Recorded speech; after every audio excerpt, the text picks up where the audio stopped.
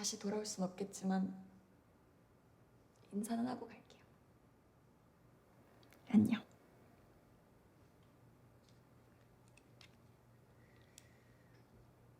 컷. 2, 3.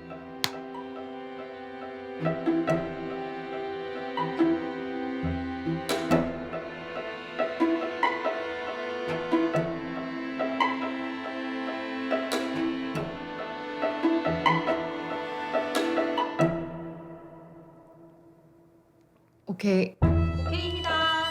오케이입니다. 다음 컷 준비할게요. 다음 컷 준비하겠습니다.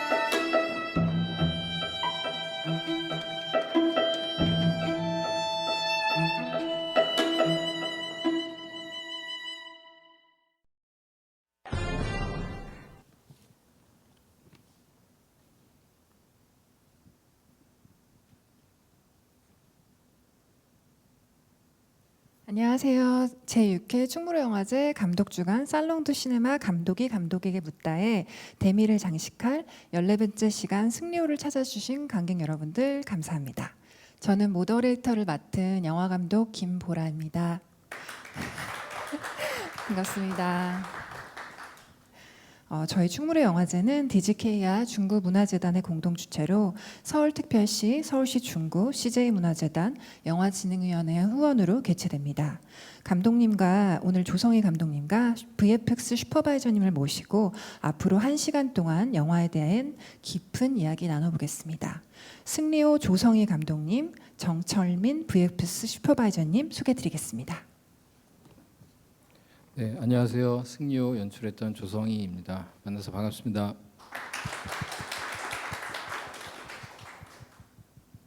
네, 안녕하세요. 저는 승리호의 VFX 슈퍼바이저를 맡은 정철민입니다. 감사합니다. 두 분 오늘 만나뵙게 돼서 정말 반갑습니다. 먼저 가벼운 질문으로 시작해 볼게요. 두 분을 가장 요즘 살아있게 만드는 것은 무엇일까요? 저부터. 네, 네. 감독님부터. 살아있게 하는 거는 다음 작품을 얼른 해야 된다는 불안감, 그 조급함 이런 것 때문에 아침에 일어나고 뭐 일하고 그런 것 같습니다.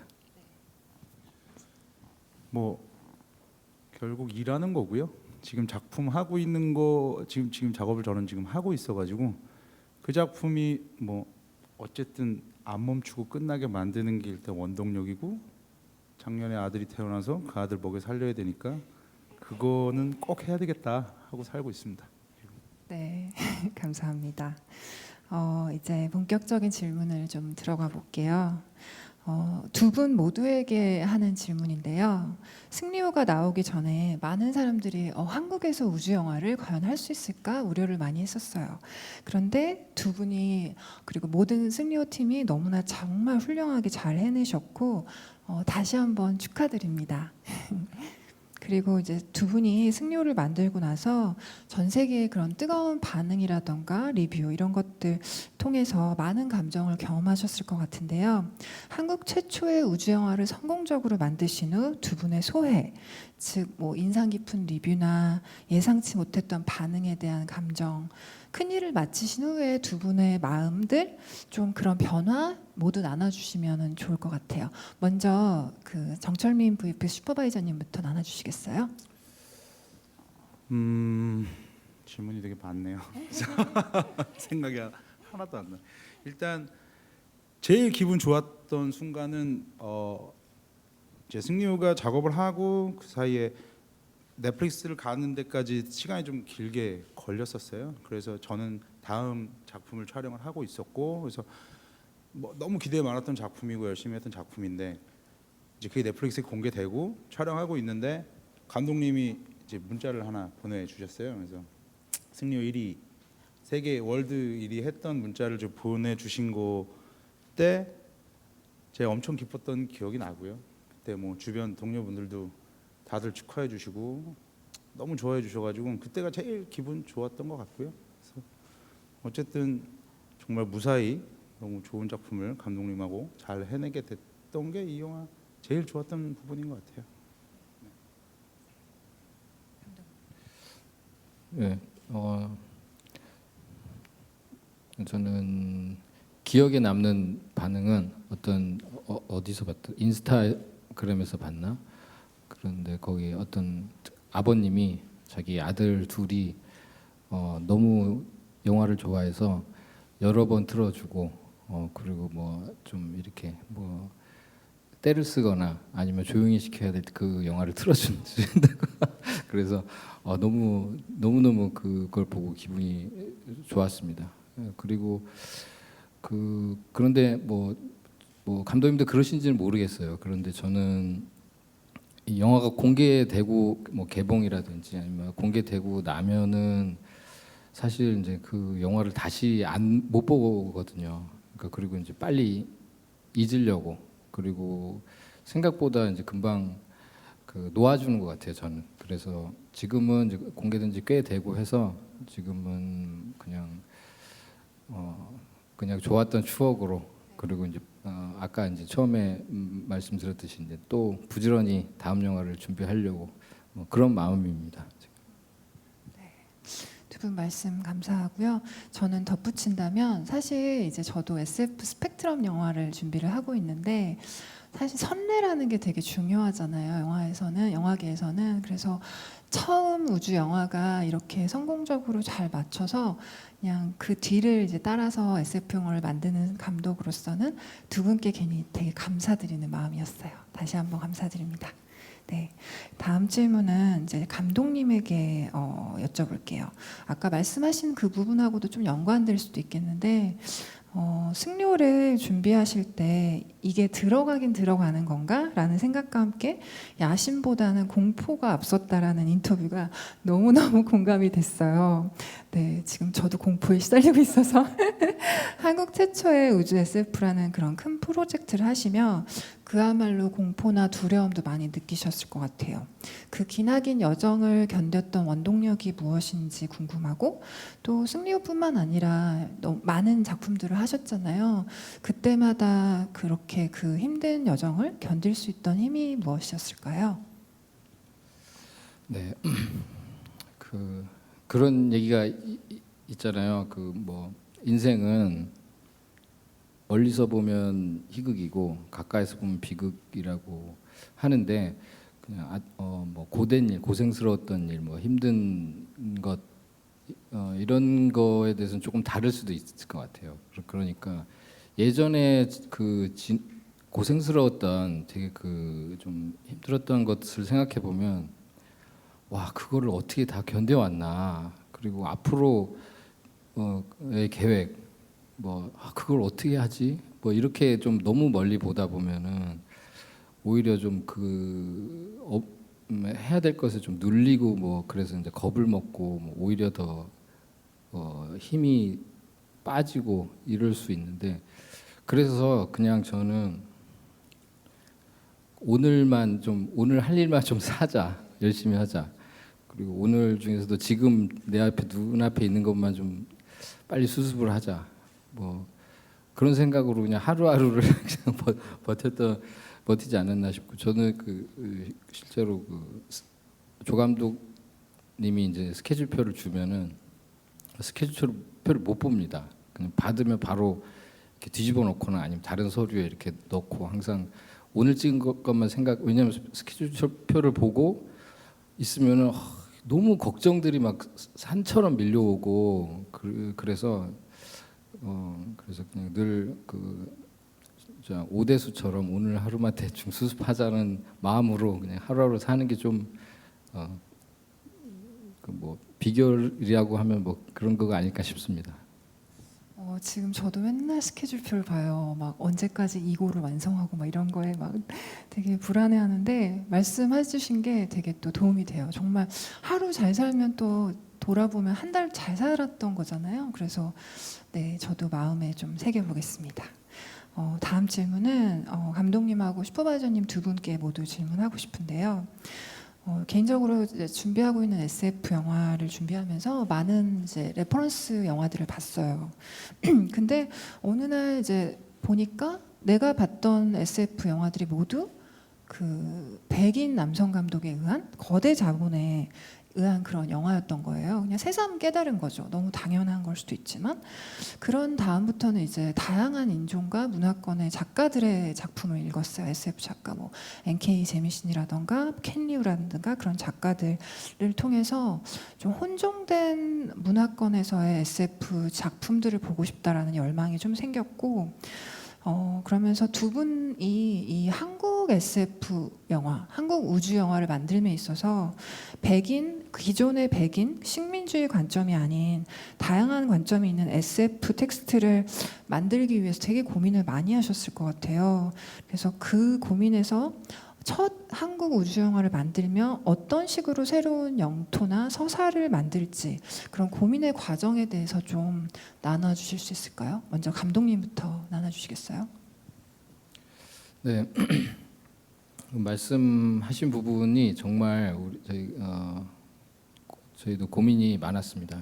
특히 보통 이런 뭐 판타지나 SF나 아니면 어떤 초현실적인 그런 세계관의 영화가 나올 때는 항상 백인이 어떤 인간 대표 예를 들면 스타트rek에서 나오는 그 주인공들이 예를 들어서 뭐 한국 사람의 뭐 동양인의 뭐 한국어를 쓴다 그러면은 왠지 특별한 사연이 있어야 될 것 같고 그런데 뭐 백인이 영어를 쓰고 심지어 외계인들도 영어를 쓰고 하니까 근데 되게 자연스럽단 말이죠.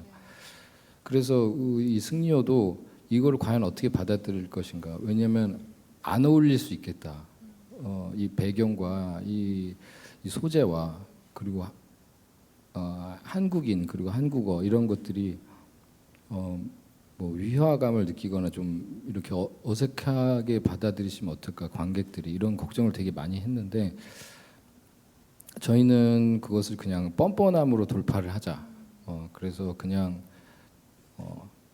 뭐 이 영화에 어울리려고 하지 말고 그냥 한국 사람이다.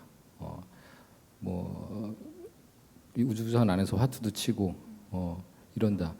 그래서 저희는 그런 용기를 뭐 어쩔 거야 하는 마음으로 용기를 가지고 했는데 지금 돌이켜 보면은 사실 그렇게 걱정하지 않아도 됐었던 것 같아요. 왜냐하면은 관객들은 사실 저희가 걱정했던 것보다 훨씬 관용도가 넓고 그리고 특히나 세계 관객들은 사실 그렇게 신경 쓰지 않았던 것 같다. 특히나 요새 뭐 오징어 게임 같은 것도 봐도 사실 그 미술이나 뭐 어떤 그런 만화 같은 어떤 설정들 이런 것임에도 불구하고 사실 뭐 한국 사람이라고 해서 뭐 그것을 언급하는 사람은 없는 것 같거든요.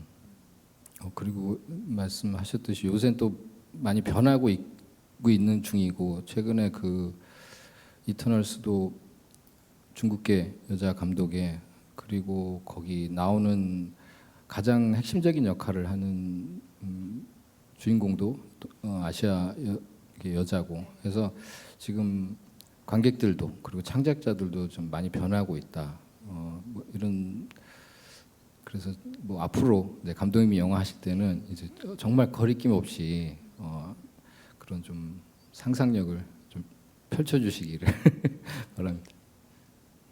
감사합니다. 슈퍼바이저님. 지금 말씀하신 거에 답이 다 있는 것 같고요. 근데 저는 처음에 이미 시나리오를 받았을 때 지금 말씀하시는 게 어느 정도 안배가 되어져 있었어요. 이미 감독님 충분히 고민하셨고 그래서 저는 오히려 거꾸로 뭐 아까 말씀하셨듯이 뭐 백인 남성의 어떤 미국적 판타지 그걸 익숙함이라고 일단 받아들이고 시작했던 것 같아요. 그래서 조성희 감독님이 구현해 놓으신 되게 독특한 부분들, 되게 굉장히 독특한 부분들을 어떻게 지금에 있는 관객들한테 익숙하게도 느끼게 할 것인가. 그리고 그러면서 감독님의 어떤 저 연출이나 표현들을 손상시키지 않는 최대한의 방법은 뭔가가 초반에 뭐 저도 지금 생각해 보면 뭐 그렇게 걱정했나 싶긴 한데 그래도 당시에는 뭐 우려하시는 분들이 워낙 많았어가지고 그래서 뭐 뻔뻔스러움은 이미 시나리오에 써 있었고요. 뻔뻔스럽게 써져 있었고 그래서 이걸 어떻게 하면 안착시킬까를 굉장히 고민했던 것 같아요. 그 중간에 줄다리기에 대해서 되게 고민했었고 그런데 그 고민이 오래 가진 않았던 것 같아요. 오케이 이렇게 가면 되고 이건 받아들일 거야라고 시작하고 이제는 뭐 리얼하다 리얼하지 않다 뭐 받아들일 거다 받아들이지 않을 거다를 고민하지 말고 더 드라마틱하게 표현을 하자 이것들을 그래서 더 위로 가자라고 아마 감독님하고 합의가 되고 그리고 작품을 쭉 끝까지 진행했던 것 같아요. 두 분 말씀 들으니까 굉장히 상쾌한 것 같아요. 진짜 우리가 새로운 영토를 만들고 있잖아요. 이제 한국에서 SF 영화들의 갑자기 붐이 일고 있잖아요. 뭐 영화뿐만 아니라 소설도. 근데 저희만의 목소리로 만들 수 있는 영화들이 이제 만들어질 거라는 생각이 들고 다시 한번 두 분께서 그 새로운 영토에 첫 발을 내딜 때 너무 잘 해주신 거에 대해서 축하드리고 또 말씀해주신 것처럼 익숙하게 만드는 거 그리고 그거를 나아가서 이제 거기에서 어떤 드라마를 더 극화할지 그 부분들을 이제 더 앞으로 세심하게 다들 고민하는 지점으로 가지 않을까라는 생각이 들어요. 네. 이제 다음 질문은요. 정철민 슈퍼바이저님에게 되게 많은 질문이 있어요. 오늘은 사실 슈퍼바이저 이제 VFX 슈퍼바이저라고 하면 사실 SF 영화에서는 VFX가 제3의 캐릭터라고도 할 수 있잖아요. 그래서 오늘 정말 특별한 자리인데요. 개인적으로 백상예술대상 시상식 때 슈퍼바이저님 소감이 너무 인상 깊었어요. 그러니까 뭔가 이 영화를 임하실 때 정말 이 작품을 어떤 하나의 신호탄이라고 생각하시고 임하셨던 게 느껴졌었거든요. 그래서 이 프로젝트를 위해 신경 쓰신 부분들이 굉장히 많을 것 같은데 가장 주안점을 뒀던 거라던가 그리고 1000명이 넘는 작업자들과의 작업 조율 과정 이런 것들이 되게 궁금해요. 그리고 이제 영화 2001 스페이스 오디세이 보면 정교한 우주선 모형들을 만들어서 촬영을 했잖아요. 그래서 SF 영화들도 보면 각각의 영화마다 VFX를 하는 노하우들이 있단 말이죠. 승리호에서는 슈퍼바이저님께서 가장 자랑스러워하시는 그런 노하우가 또 무엇이었는지 그것도 나눠주시면 감사합니다. 일단 처음 말씀하셨던 게 뭐였죠? 처음에 이제 가장 신경 쓰신 부분, 그러니까 승리호만의 주안점을 두려고 했던 부분부터 말씀해 주시면 좋을 것 같아요. 승리호만의 주안점은 뭐가 있었을까요?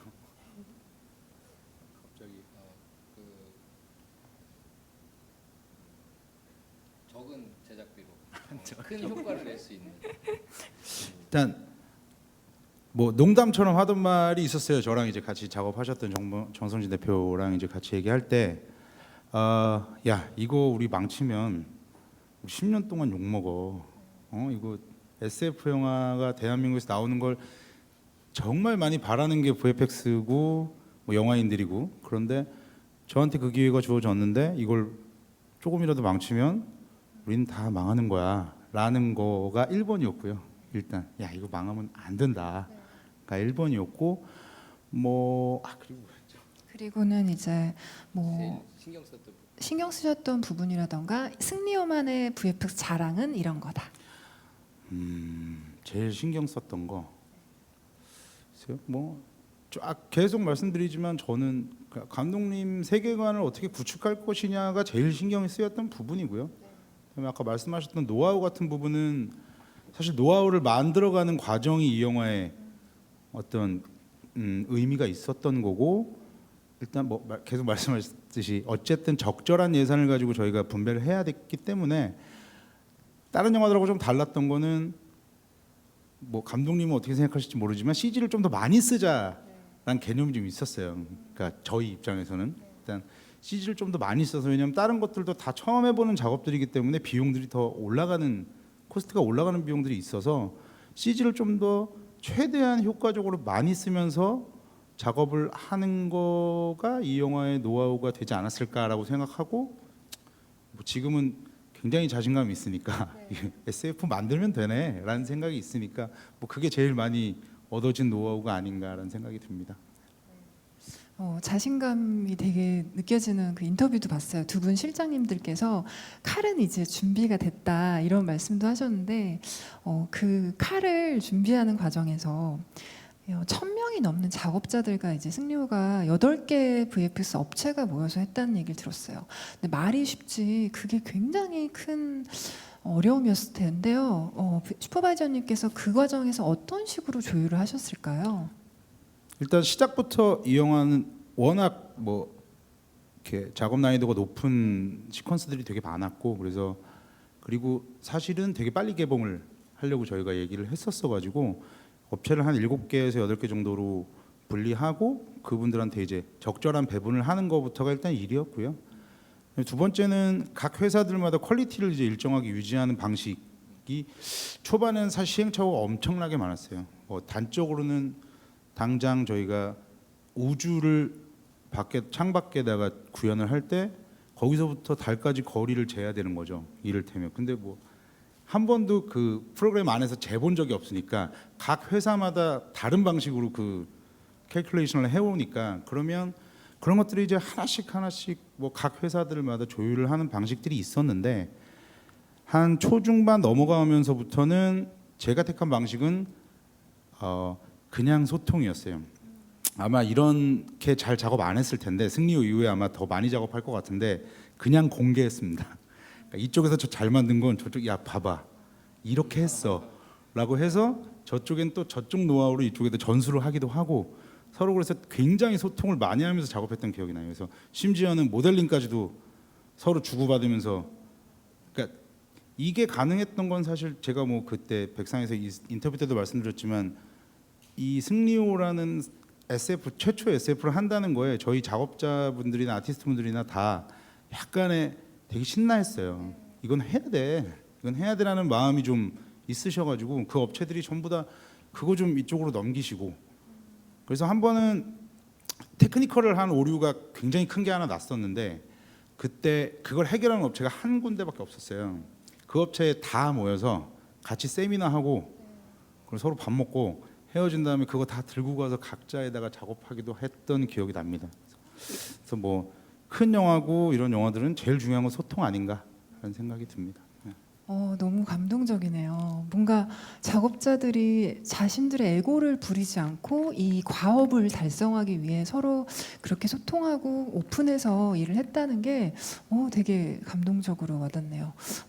네. 다음 질문도 역시 슈퍼바이저님에게 하는 질문인데요. 지금 이 대화를 보고 계신 분들이 굉장히 신이 나실 것 같아요. 아까 나눠주신 부분도 저도 너무 빠져들어서 들었는데요. 아마 이 VFX를 위해 현장에서도 어떤 작업을 할까 많이 궁금해하실 것 같아요. 관객분들이 실장님께서 74회 촬영 중에 70회차 이상을 현장에 상주하셨다고 들었어요. 굉장히 하실 일들이 많았을 것 같아요. 현장에서도. 그래서 현장에서 실장님, 슈퍼바이저님이 담당하신 많은 일을 이 분야를 모르는 분들을 위해서 좀 쉬운 언어들로 알려주실 수 있을까 싶습니다. 네. 네. 짧게 얘기해 보겠습니다. 일단 VFX 슈퍼바이저라고 하는데 이제 가장 이제 몰라 하시는 부분은 CG라고 하니까 모니터와 그 컴퓨터를 생각을 일단 기본적으로 하시는데 어쨌든 작업 자체는 영화 작업과 영상 작업을 저희는 하는 거고요. 그래서 VFX 슈퍼바이저는 일단 프리 프로덕션 때 감독님의 시각적 스토리텔링을 어떻게 구현할 것인가를 커뮤니케이션하는 게 첫 번째 목적인 것 같고요.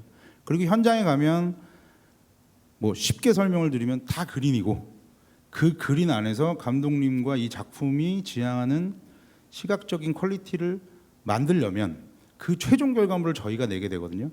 그래서 뭐 예를 들면 와이어를 메고 떨어지는 뭐 우리 꽃님이 같은 작품을 장면을 찍었을 때도 뭐 촬영 감독님이 이렇게 잡아야 되고 그 장면의 가장 효과적인 촬영, 그다음에 가장 효과적인 폭파, 가장 효과적인 조명 같은 요소들을 전부 모아서 최종 구현을 해내는 작업을 한다고 보시면 돼요. 그래서 더 쉽게 말씀드리면 그린에서 저쪽 보고 하시면 돼요.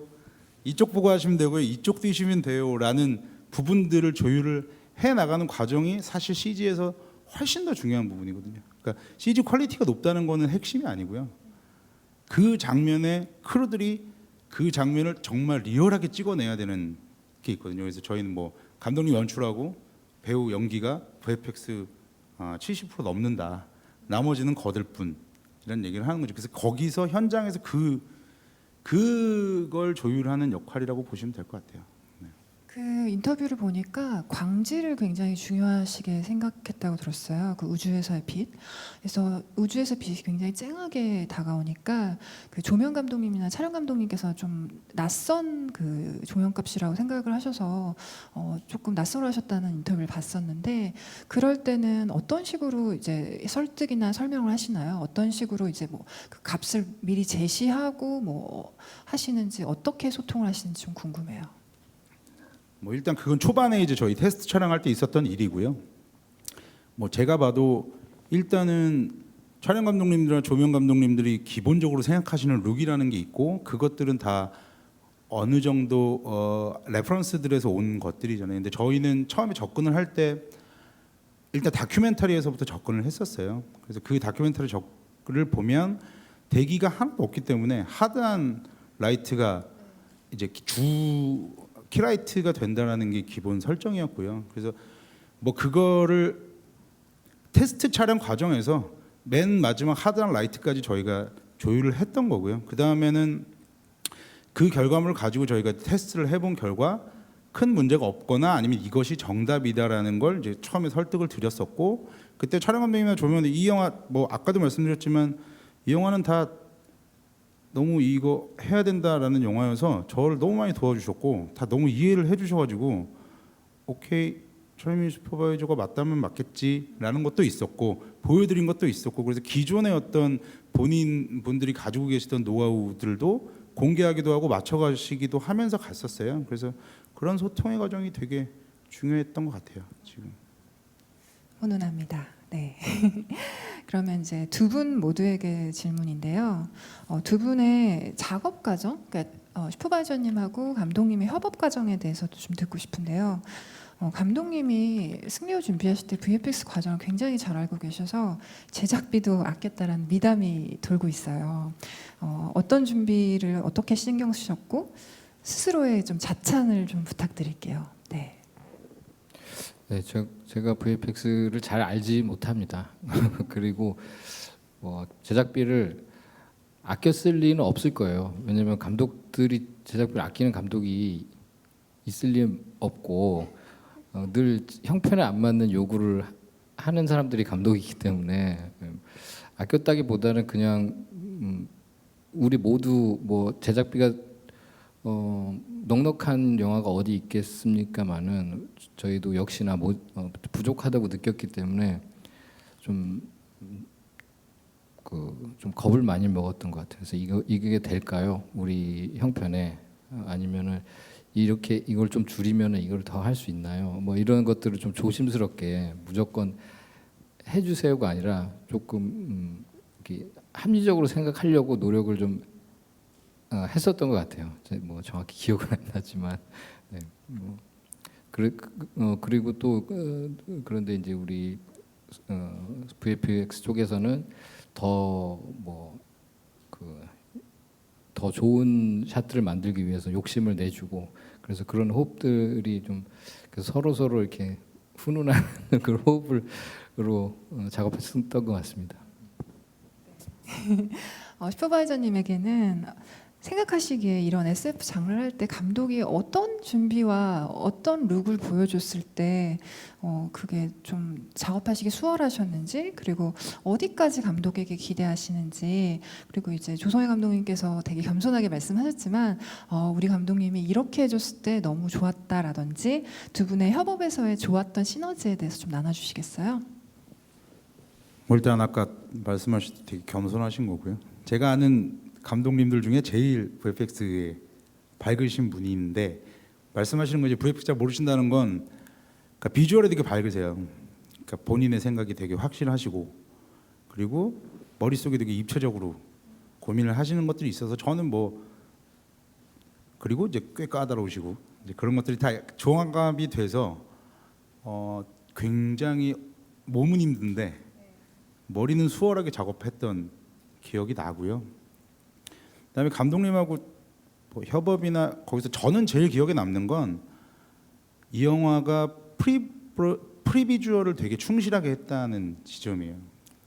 굉장히 많은 분량, 거의 뭐 단편 애니메이션에 가까운 분량을 저희가 50분 이상을 프리비주얼 작업을 초반에 굉장히 열심히 진행을 했었고요. 그 감독님도 동의해 주시고 저희도 그게 되게 중요하다고 생각해서 이런 영화들은, 그래서 뭐 다른 영화들에서 현장에 도움을 주는 방식이 아니고 후반에 이대로 찍을 거다 우리는. 그래서 굉장히 열심히 작업을 했고, 그 과정에서 감독님이 이제 그때 칠판에다 이제 그려주세요. 이렇게 콘티를 조금 이렇게 딱 이제 생각하시던 걸 그려주시면, 예를 들면 100개인데 한 3, 40개를 그려주세요. 근데 그게 되게 논리적이에요. 되게 논리적이고 흥미로운 콘티 30개가 쭉 늘어져 있는 장면을 제가 보거든요. 그러면 그 사이를 이제 들고 나가서 메꾸기 시작하는데 되게 즐거웠었어요 그때. 그래서 메꾸고 보여드리면 되게 피드백도 잘 주시고, 그거에 대해서 뭐 뒤집은 적도 있고 없앤 적도 있지만 그럴 때마다 정말 언제나 논리가 됐었고, 그래서 그 뭐 언제나 얘기하는 프리 프로덕션 단계에서의 준비가 제일 중요하다를 승리호는 굉장히 열심히 준비해서 갔던 기억이 나서, 그게 뭐 감독님한테 제일 감사드리고 저도 되게 즐거웠던 장면 중에 그 하나였던 것 같습니다. 네. 네, 감사합니다. 룩에 관련한 질문을 이제 좀 더 이어서 해보려고 하는데요. 승리호 룩과 관련해서 인터뷰에서 노동자 중공업의 거칠고 박력 있는 느낌을 가져가기 바랬고, 미국의 대형 트럭 느낌도 언급을 하셨어요.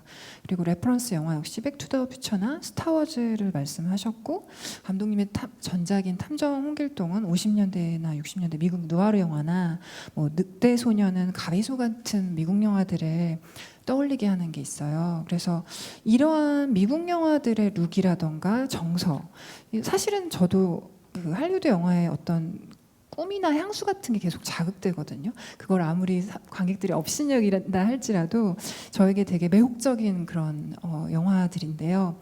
감독님께서 이러한 미국 영화들이 매혹적이었던 그 지점들이 무엇이었을까요?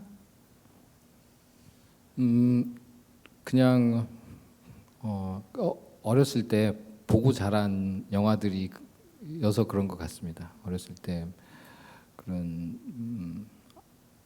엄마 아버지 손 붙잡고 극장에 가가지고 두근두근 기다리다가 이렇게 보는 그런 영화들, 그리고 이제 그런 음악들, 그런 것들이 지금 봐도 저는 제가 그 옛날 사람이라서 그런지 그런 거를 보면서 되게 근사하다, 멋있다, 이런 생각을 해서 그거를 따라하고 있는 게 아닌가 그런 생각이 듭니다. 맞아요. 영화 만들 때 어렸을 때 만든 영화들이 확실히 영향을 좀 많이 주는 것 같아요. 네. 이제는 승리호의 승리에 대한 의미에 대해서 좀 얘기를 나눠보고 싶어요. 두 분 모두에게 나누는 질문인데요. 감독님이 신의 21 인터뷰에서 승리호의 승리에 대한 의미에 대해서 말씀해 주셨던 부분이 굉장히 인상 깊었는데, 우리 모두 소중하고 다른 사람보다 못한 이는 존재하지 않는다, 그런 요지의 말씀이었는데 그 말씀이 참 좋았어요. 저 역시 살면서 이제 사회가 짜맞춘 어떤 개념의 성공이나 승리가 아닌 내가 선언하는 승리에 대해서 상상을 하곤 하는데요. 성찰을 하곤 하는데요. 이 자리에서 감독님과 슈퍼바이저님들께서 살면서, 두 분이 살면서 이게 정말 참된 승리이구나라고 느끼셨던 순간이나 일화에 대해서 나눠주실 수 있을까요? 저는 이제 개인적으로 누군가를 되게 깊게 이해하게 되는 순간이나 제 안에 무지를 깨달을 때 내가 승리했구나 이런 생각이 들 때가 있어요. 두 분 나눠주시면 감사하겠습니다. 감독님부터. 네, 승리, 그냥 아주 개인적인 생각을 얘기할 수밖에 없을 것 같은데, 그냥 이게 뭐 약간 무슨 도사 같은 얘기일 수도 있는데, 그냥 예전에는 뭐 더 좋은 뭐 실적을 내고 싶고, 아니면 뭐 관심을 받고 사랑받고 싶고 뭐 이랬다면, 지금 나이가 좀씩 들어가면서 요새는 어떻게 생각을 하려고 노력을 하냐면, 내가 어떻게 하면 사랑받을 수 있을까보다 어떻게 하면 저 사람을 내가 좋아할 수 있을까, 저 사람을 이해할 수 있을까, 감독님처럼 말씀하셨듯이 그렇게 생각을 좀 고쳐 먹으려고 그렇게 노력하고 있습니다. 그래서 그 같이 영화 일을 할 때도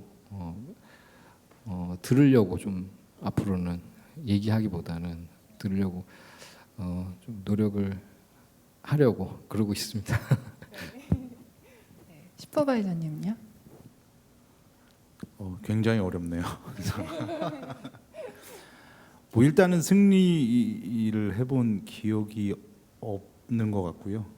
일단은 뭐 그렇게 또 따지고 보면 뭐 매일매일 승리하고 있는 거 아닌가라는 생각도 들고요. 그래서 매일 저 일을 하는 거 그게 모르겠어요. 두 분 말씀하시는 것처럼 화해도 있고 뭐 여러 가지가 있지만 각자가 일단 하루하루 뭐 돈을 벌었든 뭐 누군가를 이겼든 야구가 이겼든 제가 응원하는 팀이 이겼든 그 작은 승리들이 계속 반복되는 게 그냥 승리 아닌가라는 생각이 들어서 저는 뭐 어제도 오늘도 승리하고 있는 것 같습니다. 네, 두 분 너무 멋진 말씀을 나눠주셨어요. 네, 저희가 이제 시간이 많이 없어요. 그래서 오픈 카톡을 좀 이제 확인을 해볼게요. 오늘 와주신 관객 여러분들께서 질문들을 좀 주셨는데요. 승리호 유아요보다는 승리호라는 아이디의 분이 질문을 주셨는데요. 승리호 선체에는 지체 무기가 없는 건가요? 장 선장이 직접 총 쏘는 장면이 인상적인데 왜 그런 설정을 하셨을까요? 라고 질문을 주셨어요. 감독님 답변해 주시겠어요? 첫 번째 질문이 뭐죠? 지체 무기가 없는 건가요? 라고. 지체 무기? 저도 지금 이게 선체에는 지체 무기가 없는 건가요? 이게 무슨 말일지. 승리호 자체에 뭐 무기가 없나 그런 말씀이신 그 자체 무기인가 보다. 자체요. 뭐 승리호는 사실은 뭐 싸우려고 있는 배가 아니고 용도 자체가 분명한 그 쓰레기 수거이기 때문에 무기를 위해서 만들어진 부분은 없고 대신 무기처럼 사용할 수 있는 부분들이 좀 있는 것 같습니다. 뭐 집게라든지 아니면 작살이라든지. 그리고 선장은 예전에 그 선장은 중간에 이제 대사로 언급되듯이 기계를 만지는 거에 소질이 있고, 그리고 예전에 공학 그 기계공학 영재였고, 그래서 그리고 어린 나이에 이 그 악당에 맞서서 어떤 자기 군대를 일으키고 뭐 이런 것들이 있어서 자기 손으로 무기를 만들 수 있지 않았나 그렇게 생각합니다. 네, 답변이 잘 됐기 바랍니다. 지금 다른 질문의 답을 다른 질문들이 이제 톡방에 올라올 때까지 제가 이어서 질문하려고 하는데요. 감독님에게 질문할게요. 감독님 남매의 집으로부터 시작해서 승리호까지 이제 오셨는데요. 개인적으로는 이 세계에서 악을 말하기는 쉽지만 선과 희망을 말하는 건 사실 굉장히 어렵고, 그렇기에 저는 제 영화에서도 그 방향으로 나아가고 싶다는 생각을 많이 해요. 감독님 영화들이 더 인간을 믿는 세계로 나가시는 것이 무척 좋았는데요. 감독님께서 승리호의 가장 큰 레퍼런스 중 하나로 애니메이션 코코를 꼽으신 것도 되게 인상 깊었고, 감독님 스스로가 자신의 작품 세계의 변화를 평가한다면 어떤 지형으로 변화하신 것 같으신가요? 그리고 그 변화가 삶의 어떤 계기들을 통해서 이루어졌을지도 좀 궁금합니다. 네, 이렇게 답변을 드리면 좀 무책임하고 좀 성의가 없어 보일 수도 있겠지만은, 저는 제가 어떤 일관된 작품 세계가 있다고 생각하진 않고 잘 모르겠습니다. 그리고 저는 변화라고 하면은 제가 원하는 변화라고 하면은 혹시나 저의 작품에 관심이 있는 관객분들이 기대하거나 아니면 예상하거나 하는 것을 뭐랄까 배반하는 계속 그렇게 하고 싶은 그런 바람이 있습니다. 그 세계관과 관해서 좀 질문을 더 드리고 싶은데요, 감독님한테. SF 작가 켄 리우는 과학 소설이 미래를 예견하는 일과 연관이 깊다고 생각하지 않고 그런 것은 자신의 관심사나 목적이 아니다라고 말을 한 적이 있어요. 그는 켄 리우는 도래할지도 모르는 미래에 관해는 쓰지도 않고 사실 대부분은 의도적으로 도래할 리 없는 미래에 대해 쓴다고 말씀을 하셨어요. 오히려 그러니까 희망과 공포로 가득한 지금 이 순간의 현실의 확대경을 가져다 대는 것이 자신의 작품 스타일이다 이렇게 말한 적이 있는데요. 감독님이 만드신 모든 영화들에서 지금 이곳이 아닌 저 너머의 다른 곳들을 다루셨잖아요. 근데 감독님이 그런 곳들을 써나가실 때 도래할 리가 없는 낙원으로 생각을 하셨을까요? 아니면 도래하길 바라시며 쓰신 낙원일까요? 그리고 감독님이 앞으로도 계속 이곳이 아닌 다른 곳들을 다루실 예정인지 궁금합니다. 네, 일단 저는 미래학자가 아니라서 이런 제가 만드는 영화들, 제가 쓰는 시나리오들이 도래할지 안 할지에 대한 예측은 잘 모르겠습니다. 그리고 이제 제가 뭐 켄 리우처럼 어떤 그런 미래 그런 것에 밝은 뭐 이런 사람도 아니고 해가지고 그냥 저는 뭐 재밌는 상상, 그러니까 이런 승리호로 하자면 이 우주에서 이런 허드렛 일을 하는 사람들이 있으면 어떨까?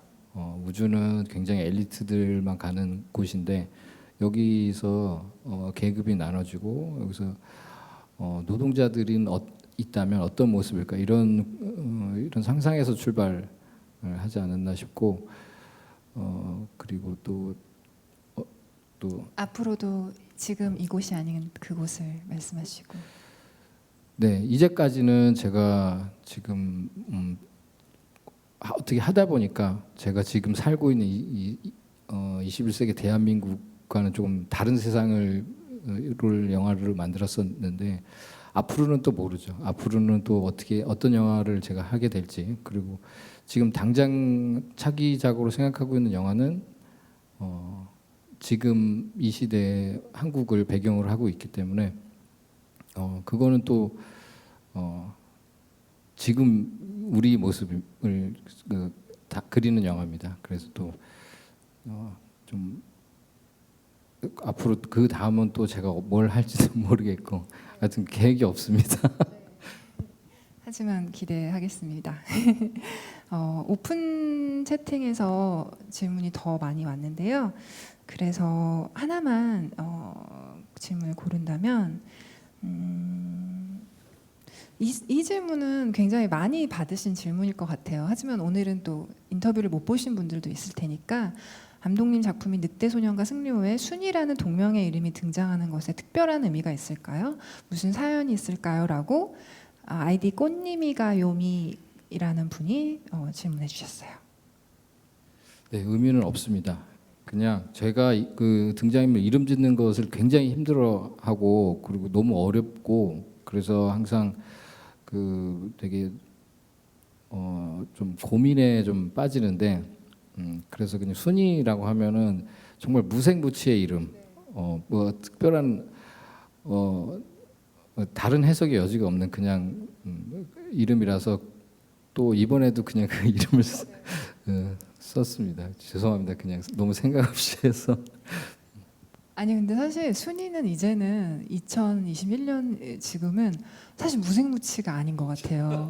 오래된 이름이다 보니까 어쩔 수 없이 그 굉장한 그런 동산 위의 사람들을 떠올리게 하면서 노스텔지아를 자극하는 이름 같아요. 순이는. 그래서 저는 그 순이의 이름을 들을 때마다 그런 이상향 같은 게 항상 떠오르긴 하더라고요. 네.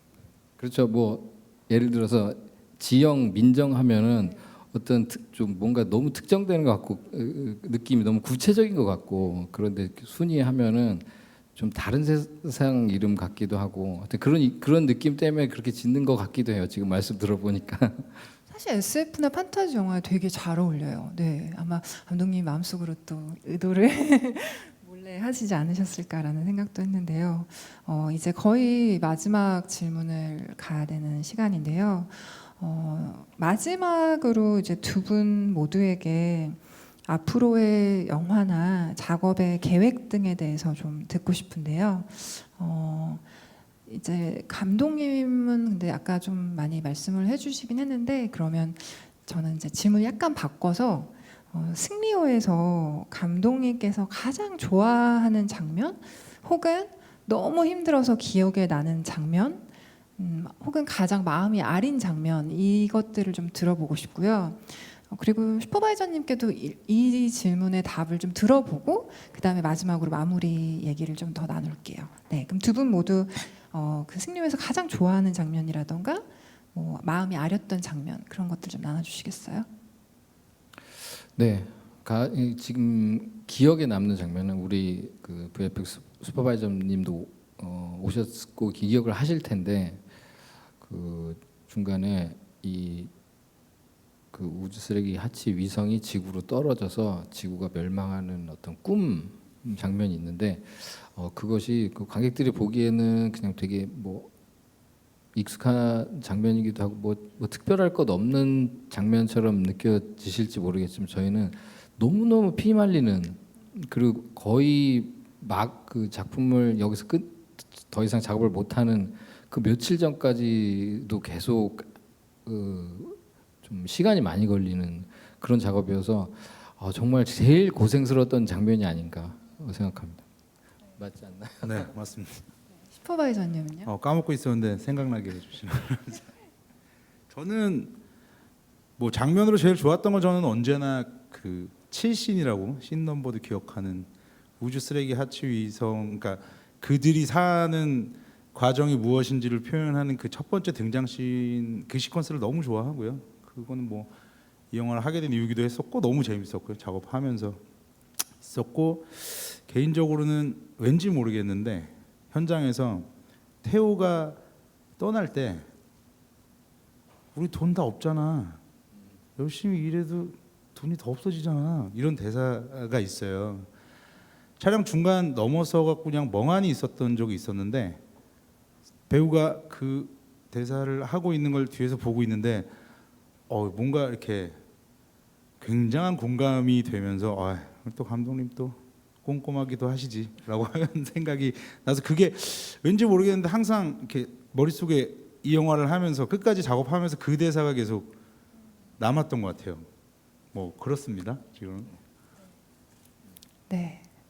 감사합니다. 이제 정말 마지막 질문인데요. 아까 감독님께서 지금 현재 준비하고 계신 작품에 대해서는 이제 간략히 얘기해 주셨는데요. 앞으로 하실 영화 작업에 대해서 좀 얘기해 주실 수 있으면 간단하게 더 얘기해 주셔도 되고요. 아니면 그냥 이제 여러 편의 영화를 만든 감독으로서 앞으로 영화는 이제 좀 이런 마음으로 만들고 싶다. 그 전까지는 이랬는데 뭐 이제부터는 좀 이런 마음으로 만들고 싶다라는 생각이라던가 그리고 이제 슈퍼바이저님께는 한국의 SF 영화들에 바라는 점이나 슈퍼바이저님의 이제 비전 같은 것도 좀 듣고 싶고 지금 하시는 작업에 대해서 뭐 계획이나 이런 것에 대해서 간단히 말씀해 주셔도 좋을 것 같아요. 그러면 슈퍼바이저님 먼저 말씀해 주시겠어요? 저는 지금 명량의 두 번째 이야기인 한산이라는 작품하고요. 마지막 이야기인 노량이라는 작품 지금 아까 뭐 후반 작업 진행하고 있고요.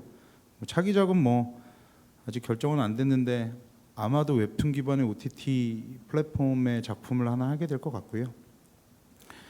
그리고 뭐 SF 영화의 비전까지는 잘 모르겠고요. 그냥 제가 승리호 끝나고 그런 얘기를 했던 것 같아요. 이렇게 뭐 아는 연출하시는 분들이나 크리에이터 분들한테 그냥 다 할 수 있으니까 지금 그러니까 승리호 해보니까 다 할 수 있어. 그리고 별로 안 비싸. 그러니까 일단 쓰고 이야기하고 말을 하면 절대 쫄지 말고 말을 하면 지금 만들어질 뭐 적정한 예산이 됐든 뭐가 됐든 만들어질 수 있는 가능성이 우린 지금 열려 있으니까 그냥 뛰어들으란 얘기를 꼭 하고 싶었고 앞으로 아마 한국 영화는 그렇게 되지 않을까라고 기대하고 있습니다. 네, 아주 상쾌하게 들리네요. 지금 다 감독님들 보고 계시죠?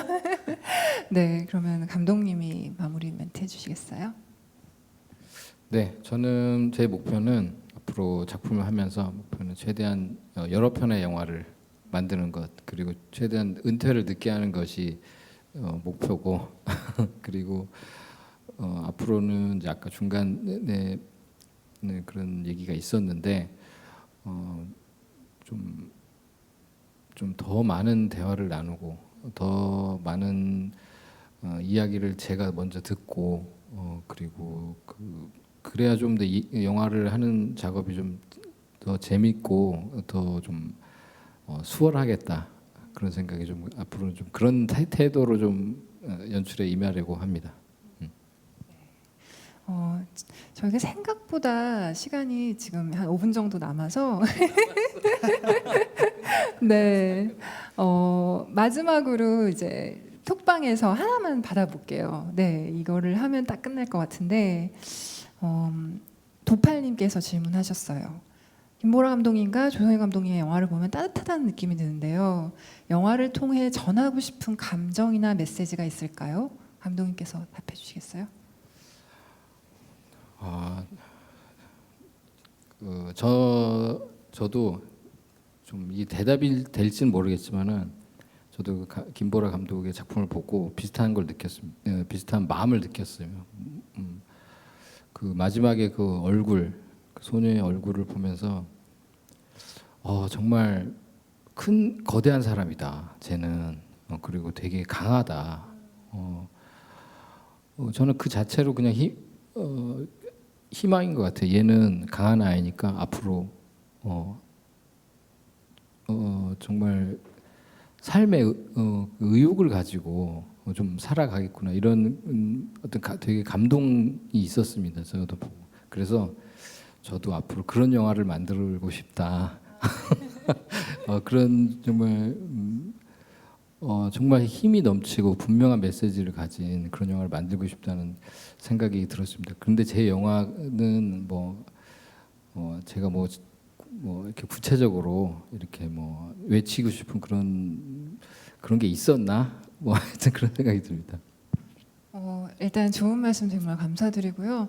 저는 감독님 영화 보면서 저도 되게 따뜻하다고 느꼈어요. 그리고 그 늑대소년에서 기다림을 봤을 때 그렇게 몇십 년이나 기다리는 그런 마음, 그거는 정말 모두가 그리워하는 그런 마음 같아요. 그러니까 사실은 쑥스러워서 말하지 못하지만 누군가가 나를 그렇게 기다려주길, 그렇게 순수하게 바라봐주길, 그런 원형적인 감정들을 감독님은 늑대소년 그리고 승리호에 이르기까지 계속해서 인간의 선한 그 마음을 들여다보시려고 하는 것 같아요. 근데 아까도 말씀드렸지만 그게 누군가는 착한 영화다 혹은 쉽다라고 말씀하실 수도 있겠지만 쉽게, 하지만 저는 그것이 가장 어렵다고 생각해요. 정말 선을 말하는 건 정말 어렵고 그렇기 때문에 더 가치 있는 일이라고 생각을 하고, 감독님께서 폭력의 묘사 이런 것도 충분히 자제하시고 계속해서 영화에서 아름다움의 가치를 지키려고 하시는 거에 저도 되게 감사하고 응원을 보낼게요. 네. 이제 2분이 남았는데요. 두 분 혹시 오늘 나 이 말은 꼭 해야겠다 아니면 꼭 마무리라도 한마디는 하고 싶다 하시는 부분 있으세요? 슈퍼바이저님? 저는 아까 마지막으로 다 한 것 같고요. 네. 깜놀이 마지막 멘트 하시고. 네. 아무튼 오늘 그 끝인사. 오늘 이렇게 충무로 영화제 감감무새 같이 함께 해주신 분들 그리고 질문도 해주신 분들 너무너무 감사드리고, 또 제가 평소 이렇게 존경하고 한번 꼭 뵀으면 했던 김보라 감독하고 이렇게 마주 앉아서 대화할 수 있게 돼서 영광이었습니다. 하여튼 오늘 감사합니다. 감사합니다. 저도 너무 두 분하고 대화 즐겁고 감사했고요. 제가 개인적으로 궁금한 부분들도 오늘 너무 답을 들을 수 있어서 감사했습니다. 이제 마무리를 하려고 하는데요. 다시 한번 오늘 귀한 대화 나눠주신 두 분께 박수와 환영을 부탁드립니다. 네.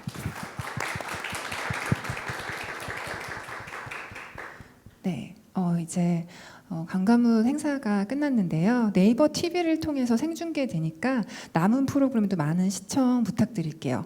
영화제 홈페이지 더 cmr.kr 통해 프로그램에 대한 정보도 확인하실 수 있고요. 이쪽을 보시면 영화제 굿즈가 있어요. 온라인 굿즈숍을 통해 굿즈도 구매 가능하시고요. 그 옆은 저희 영화제 사랑과 응원을 보내주시는 협찬사 제품들이니 많은 관심 가져주세요. 오후 6시에는 제6회 충무로 영화제 감독 주간의 마지막 프로그램인 환장 토크가 이어집니다. 모더레이터 민규동 감독님, 병현주 감독님과 게스트 윤단비 감독님, 김초희 감독님, 임선혜 감독님이 영화인으로서의 경험과 고민을 허심탄회하게 나누는 시간이 기다리고 있고요. 채널 고정해 주시고요. 지금까지 함께해 주셔서 감사합니다. 다시 한번 큰 박수 부탁드립니다.